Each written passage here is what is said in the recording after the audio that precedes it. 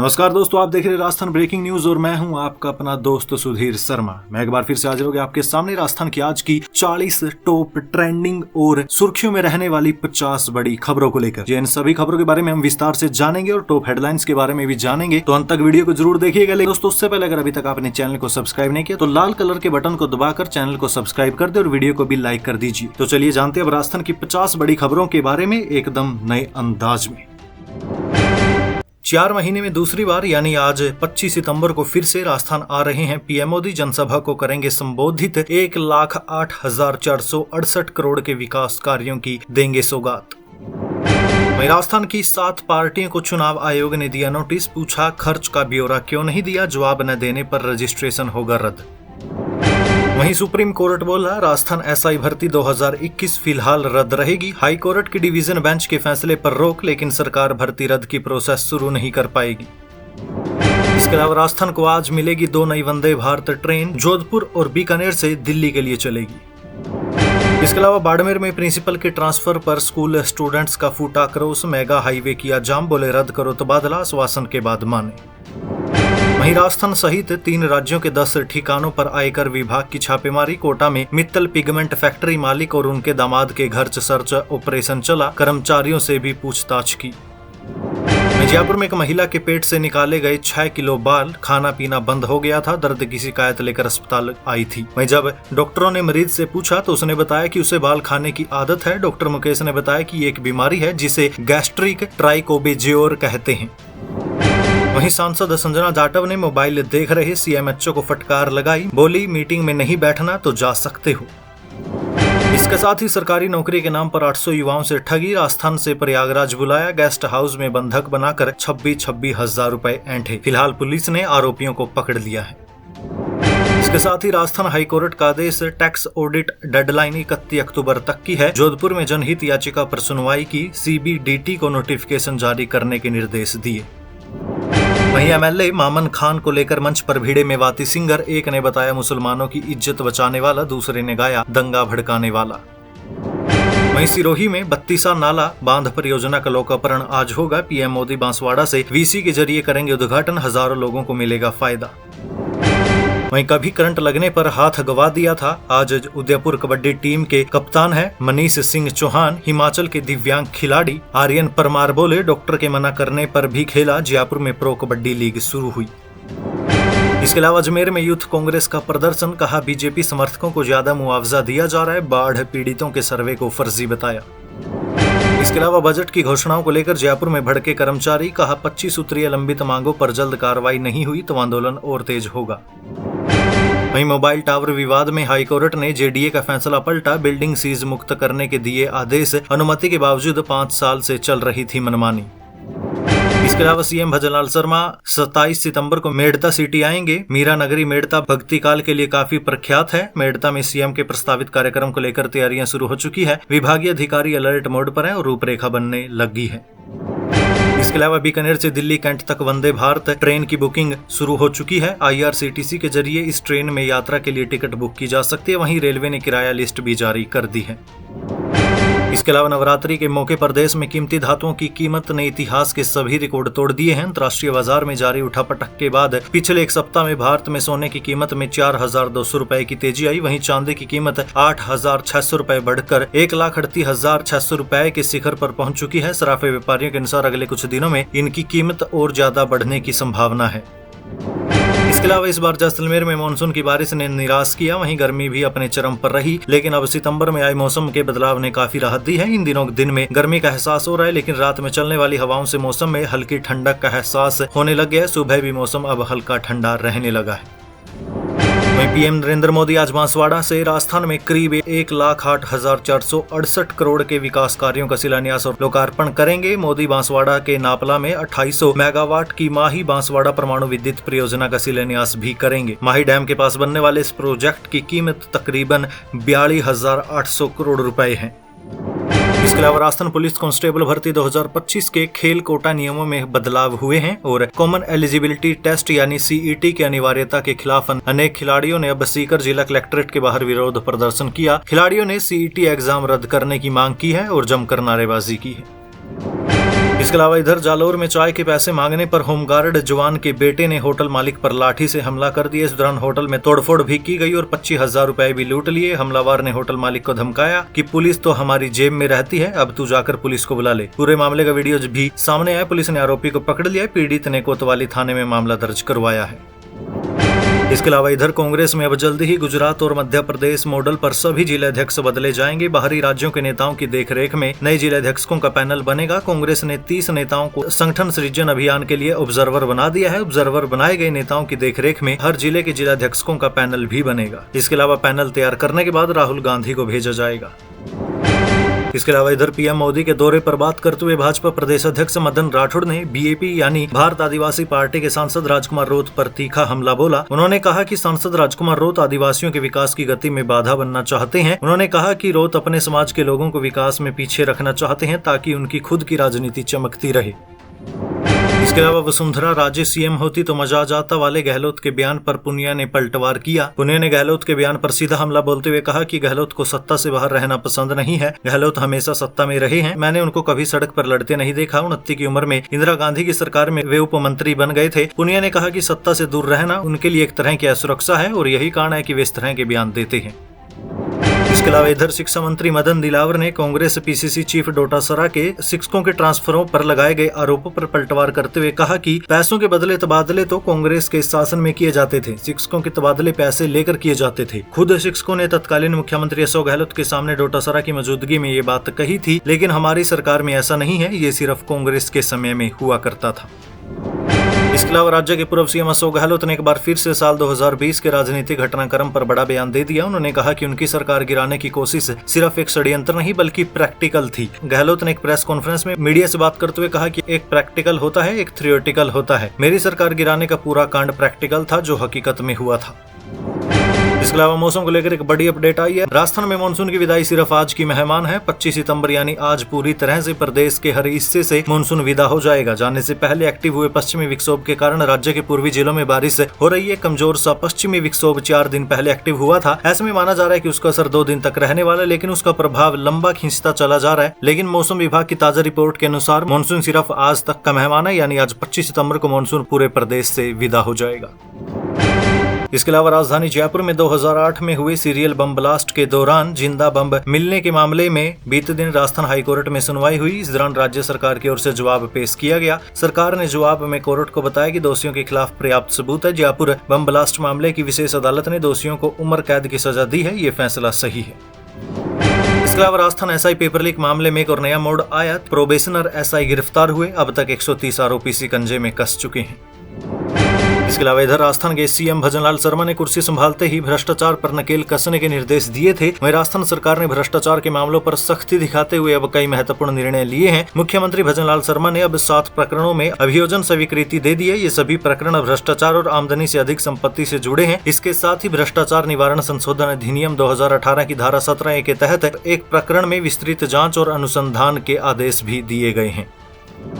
इसके अलावा इधर राजस्थान लोक सेवा आयोग ने स्कूल लेक्चरर भर्ती परीक्षा 2025 के परिणामों के बाद पूरे प्रदेश में हलचल मचा दी है। विशेष रूप से राजनीतिक विज्ञान विषय के नतीजों ने सभी को चौंका दिया। राजनीतिक विज्ञान विषय के 225 पदों के लिए केवल 6 अभ्यर्थी पास हुए। इस परिणाम के बाद अभ्यर्थियों में भारी रोष देखा जा रहा है। वहीं अजमेर में इंजीनियरिंग छात्रा से सामूहिक दुष्कर्म की कोशिश, अगवा कर नशीली कोल्ड ड्रिंक और शराब पिलाई, बेहोश होने पर कॉलेज के बाहर छोड़कर भागे। इसके अलावा सीकर में पुलिस कर्मियों को थप्पड़ मारे गए, बाल पकड़कर खींचा। नाबालिग से बलात्कार के आरोपी को पकड़ने गए थे, परिवार ने घेर कर पीटा। वहीं जैसलमेर में पहली बार झुंड में दिखे सफेद सारस, रेगिस्तान के धोरों में दिखा दुर्लभ नजारा। इनकी सबसे बड़ी खासियत ये है कि ये जीवन भर एक ही जोड़ा बनाकर रहते हैं।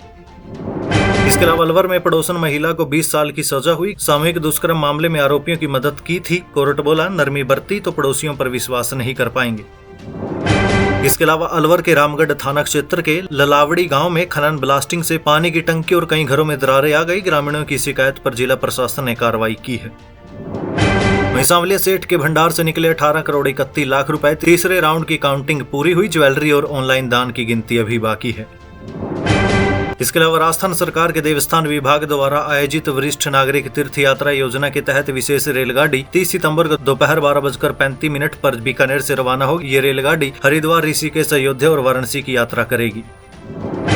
जयपुर एयरपोर्ट पर 10 करोड़ का गांजा पकड़ा गया, सूटकेस में छिपा रखा था, बैंकॉक से आया था तस्कर, कोर्ट ने जेल भेजा। इससे पहले भी अभी हाल फिलहाल में जयपुर एयरपोर्ट पर ऐसे कई मामले सामने आए हैं जिनमें फेक करेंसी, गांजा और गोल्ड जैसी कई चीजों की तस्करी सामने आई है। वहीं कोटा पुलिस ने 80 लाख रुपए के मोबाइल बरामद किए, चलाया विशेष अभियान, कोचिंग स्टूडेंट और आमजन के 384 गुम हुए मोबाइल लौटाए। इसके अलावा झालावाड़ के कोलाना एयरपोर्ट पर फ्लाइंग एकेडमी की तैयारी, मुंबई की मेल स्टार कंपनी करेगी संचालन, 8 विमान पहुंचे, पहले चरण में 80 पायलट होंगे तैयार। इसके अलावा इधर उदयपुर में हो रहे गरबा कार्यक्रमों में अश्लील गानों, फूहड़ गानों पर रोक लगाने और गरबा में आने वाले प्रत्येक व्यक्ति के आधार कार्ड की जांच की मांग को लेकर बीते दिन दोपहर कलेक्ट्रेट पर एकलिंगनाथ राष्ट्रीय सेवा संगठन के कार्यकर्ताओं ने प्रदर्शन किया। इसके अलावा कोटा के कुन्हाड़ी थाना क्षेत्र के बेंचमार्क इलाके में थार जीप से स्टंट करने का एक खतरनाक वीडियो सामने आया। खुले मैदान में कुछ युवक तेज रफ्तार से जीप को घुमाते और स्टंट करते दिखे। स्टंट करते समय अचानक जीप असंतुलित होकर पलट गई। गाड़ी के अंदर बैठे 3-4 युवक किसी तरह बाहर निकले। गनीमत रही कि घटना में किसी को गंभीर चोट नहीं आई। मौके से गुजरे एक व्यक्ति ने इस पूरी घटना का वीडियो बनाया। फिलहाल पुलिस तक भी ये वीडियो पहुंच चुकी है और पुलिस अब मामले की जाँच कर रही है। इसके अलावा दौसा के सिकराय ब्लॉक के अंबाड़ी गांव के राजकीय उच्च प्राथमिक स्कूल का कमरा गिरा। धमाके की आवाज सुनकर ग्रामीण मौके पर पहुंचे। इसका निर्माण करीब 41 साल पहले हुआ था। कमरे में स्टोर का सामान रखा था जिसे नुकसान हुआ है। गनीमत रही कि कोई जनहानि नहीं हुई। इसके अलावा रणथंभौर टाइगर रिजर्व में बड़ा खतरा, 65 करोड़ का सर्विलांस सिस्टम ठप हुआ, बाघों की सुरक्षा खतरे में। इसके अलावा अलवर में एक भीषण सड़क हादसा हुआ, तेज रफ्तार डंपर ने बाइक को मारी टक्कर, 3 की मौत हुई। इसके अलावा 12 में बढ़ा डेंगू और स्क्रब टाइफस का खतरा, 1 महीने में 3 की मृत्यु, अस्पताल में बढ़ी मरीजों की भीड़। तो दोस्तों ये तो हुई टॉप हेडलाइंस की बात। अब आपको कुछ बोनस अपडेट्स दे देता हूं। जैसे रेलवे कर्मचारियों को 1866 करोड़ दीपावली बोनस मिला। देखिए, केंद्र सरकार ने रेलवे कर्मचारियों को दीपावली पर बोनस देने का ऐलान किया है और ये बीते दिन कैबिनेट की मीटिंग में फैसला लिया गया है। रेलवे कर्मचारियों के लिए 78 दिन के प्रोडक्टिविटी लिंक्ड बोनस यानी पीएलबी को मंजूरी दी गई है। इसके लिए 1866 करोड़ रुपए का बजट दिया गया, जिसका फायदा 10,91,000 रेलवे कर्मचारियों को मिलेगा। ये बोनस कर्मचारियों की 78 दिन की सैलरी के बराबर है, जिसे हर साल की तरह इस बार भी दुर्गा पूजा या दशहरा की छुट्टियों से पहले नॉन गजेटेड रेलवे कर्मचारियों को दिया जाएगा। इस बोनस के तहत हर एक एलिजिबल रेल कर्मचारियों को अधिकतम 17,951 रुपए मिलेंगे। ये bonus track maintainer, loco pilot, train manager जिसे गार्ड कहते हैं, station master, supervisor, technician helper, pointsman, ministerial staff और अन्य ग्रुप सी कर्मचारियों को दिया जाएगा। इसके अलावा वोट चोरी में नाम जुड़वाने और हटाने का प्रोसेस बदला गया। ई वेरिफिकेशन जरूरी है, रजिस्टर्ड नंबर पर OTP आएगा। राहुल गांधी बोले चोरी पकड़ाई तो ताला लगाया।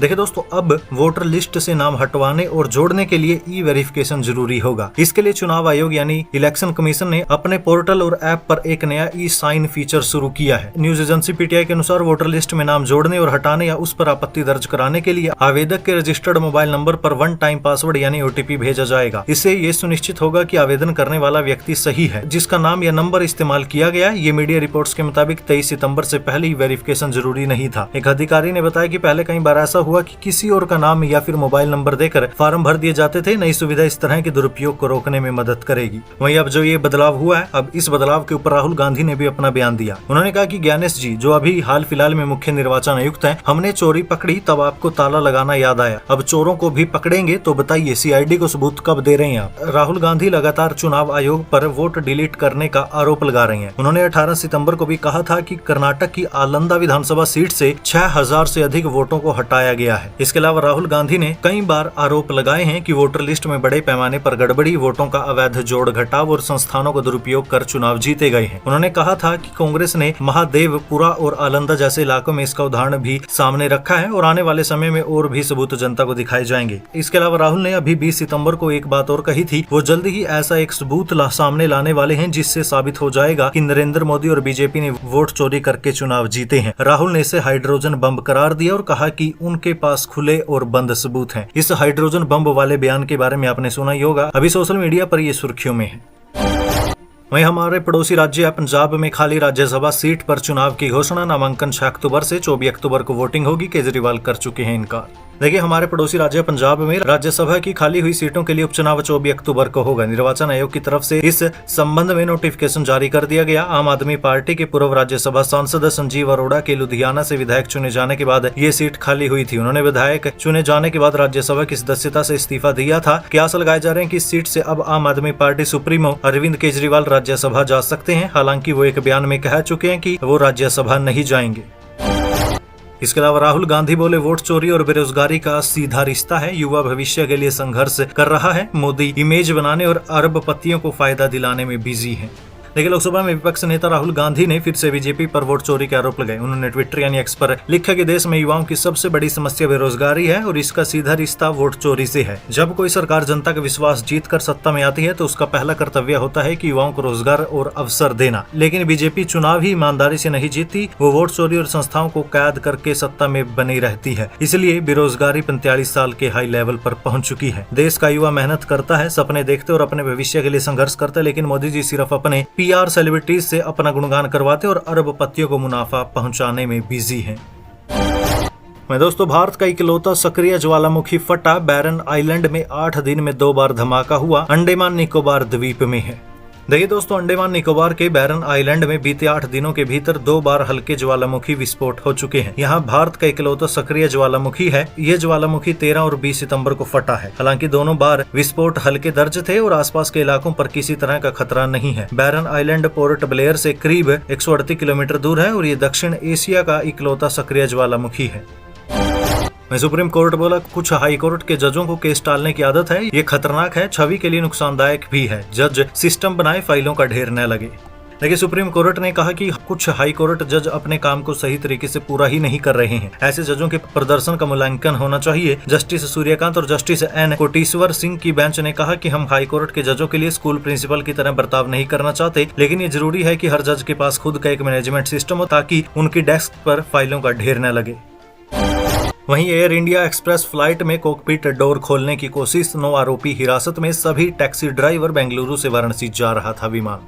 देखिए, बेंगलुरु से वाराणसी जा रही एयर इंडिया एक्सप्रेस के विमान में एक यात्री ने कॉकपिट का दरवाजा खोलने की कोशिश की। कॉकपिट वही एरिया होता है दोस्तों जहां पर पायलट बैठे होते हैं और ये जो कॉकपिट होता है एक पासवर्ड से खुलता है, आप इसमें ऐसे एंटर नहीं कर सकते। तो उस व्यक्ति ने दरवाजे में पासकोड डालने की कोशिश भी की, लेकिन कैप्टन ने हाईजैक के डर से दरवाजा खोला नहीं। कैबिन क्रू ने उसे रोकने की कोशिश की तो उसके साथ के लोग भी उठकर आ गए। एयरलाइंस कर्मियों ने उन्हें फटकार लगाते हुए सीट पर बैठाया। विमान के कैप्टन ने एयर ट्रैफिक कंट्रोल को इसकी जानकारी दी। ATC ने एयरपोर्ट अथॉरिटी को बताया। विमान के वाराणसी में लैंड होते ही CISF ने आरोपी और उसके 8 साथियों को हिरासत में लिया है। पुलिस ने बताया कि सभी बेंगलुरु निवासी है। बाबतपुर चौकी में उनसे पूछताछ की जा रही है। सभी के मोबाइल और कॉल डिटेल चेक किए जा रहे हैं, लेकिन पुलिस के जरिए एड्रेस वेरिफिकेशन भी करवाया जा रहा है। इसके अलावा अहमदाबाद प्लेन क्रैश में सुप्रीम कोर्ट बोला, पायलट की गलती की चर्चा अफसोसजनक है। स्वतंत्र जांच की संभावना इतला से केंद्र और DGCA और जांच एजेंसी AAIB से जवाब भी मांगा।